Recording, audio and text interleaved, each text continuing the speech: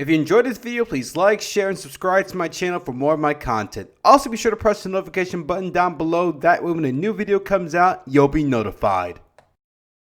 Ever since it was first mentioned in A New Hope, the Clone Wars has sparked interest among Star Wars fans.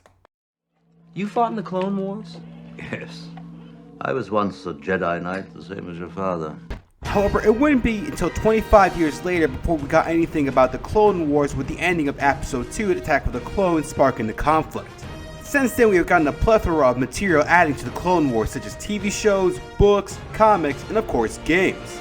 Some of the video games, such as the original Battlefront games and the 2002 Clone Wars game, has managed to fill in some of the gaps. However, the Battlefront games focus more on the average soldier, while the Clone Wars focus more on the Jedi's perspective. Keep in mind, this was before the 2008 Clone Wars series came out and decided to combine both factors. That being said, there was one game that shows the perspective of a small group of Special Forces officers who fought in the shadows during the Clone Wars. Star Wars Republic Commando is a 2005 first-person shooter which shows that story. Well, is it any good? Well, get your blasters and let's find out.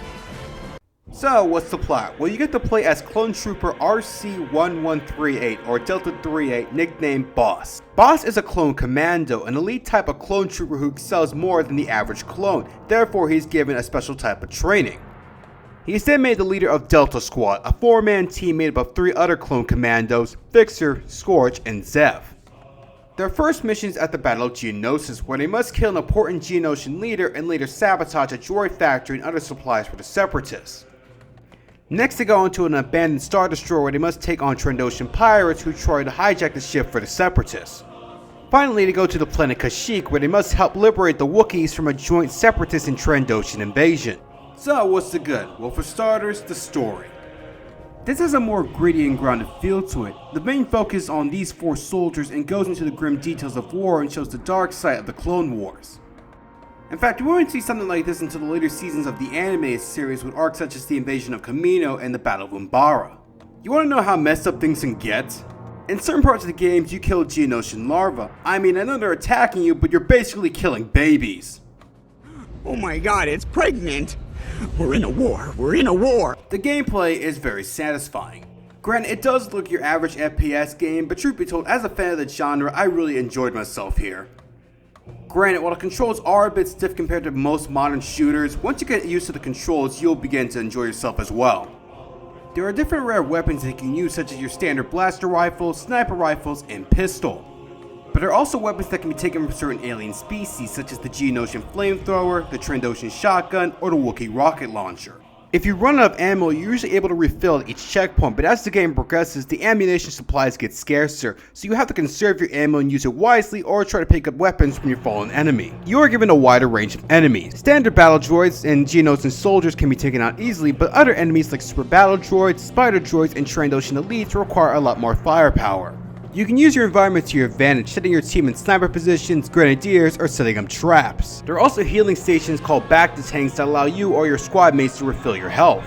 You can tell the game has taken inspiration from other futuristic first-person shooters such as Halo, Metroid Prime, and the original Doom. I mean, come on, you can't tell me these characters don't look similar to each other one way or another. Speaking of which, the characters here are very interesting. You would think because these guys are clones, they would act alike. Remember, this was pre-2008 Clone Wars series. But no, each commando has their own voice and own personality. When we first meet Boss, we assume that he's a boring character, someone with little to no personality. But as time goes on, we get to see he's a rather cool and collective person, and he will even make a few wisecracks here and there.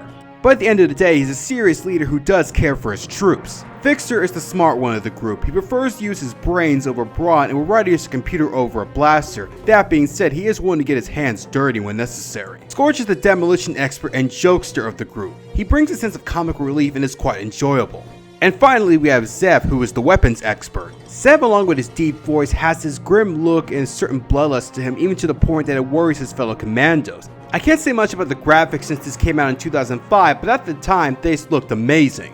Also, the music here is just beautiful. While the game does use the main John Williams score, the music composed by Jesse Harlan brings chills down one's spine and gets you pumped up, with the chorus and orchestra adding more to the grim and warlike feel to the game. Fun fact, the language that's being sung is actually Mandalorian. You know, the language of these guys right here. Once you complete the missions, you get bonus content on the behind the scenes on the making of the game and how much hard work was put into it. There is also multiplayer, but truth be told, I didn't play any of it, so I can't say much about it. That being said, there are a few negatives, such as the lack of cutscenes, which makes the story seem a bit choppy, and wish we kinda got to learn a bit more about the commandos themselves. The aiming can be a bit off, especially when you're trying to establish your enemy, not to mention while each of your squad has their own personality and skills, they all pretty much play the same and are able to do the same tasks. Granted, most of these complaints are just me nitpicking, as I know the development team wanted to do a lot more with this game, but the technology at the time restricted them. That being said, I really enjoyed this game. There was originally going to be a sequel called Imperial Commando, but was cancelled due to the change of management at LucasArts. The sequel would either focus on Delta Squad hunting down rogue Jedi during Order 66, or taking place during the Imperial era with Delta Squad member Zev getting sick of the Empire and helping train troops for the Rebellion. I mean, yeah, there's the books, but let's be honest, not a lot of people read the books, and if you do, well, you're definitely, you know. Also, Republic Commando didn't do as well in its original run, mainly being beaten by its competitor Halo, and I think it being an Xbox exclusive may have hurt it in the long run. When this game came out, I was 9 years old. Revenge of the Sith came out and I was in my Star Wars phase. I had almost all the games such as the original Battlefront series, Lego Star Wars, and the Revenge of the Sith video game.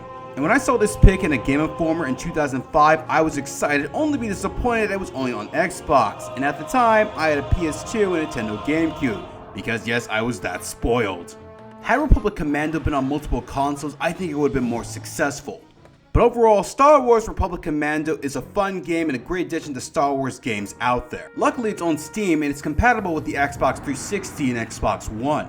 For the longest time, I thought with Disney owning Star Wars and how they would try to avoid anything with the prequels and EA having the rights to make Star Wars game, it seemed unlikely that Imperial Commando or a remake of Republic Commando would be a thing. Even if they did make it, there's a possibility that EA would add some of their known tricks such as loot boxes and a lack of or a poor single player campaign. However, with Disney beginning to have an open mind with the prequels as the Clone Wars animated series makes a return for its final season, and EA improving Battlefront 2 with adding the Clone Commandos and Star Wars Jedi Fallen Order being a success, not to mention the Commandos being a part of the official canon, there's a chance that we haven't seen the last of Delta Squad. Overall, check it out and fight for the Republic. Sorry, Deltas. Looks like it's back to the action.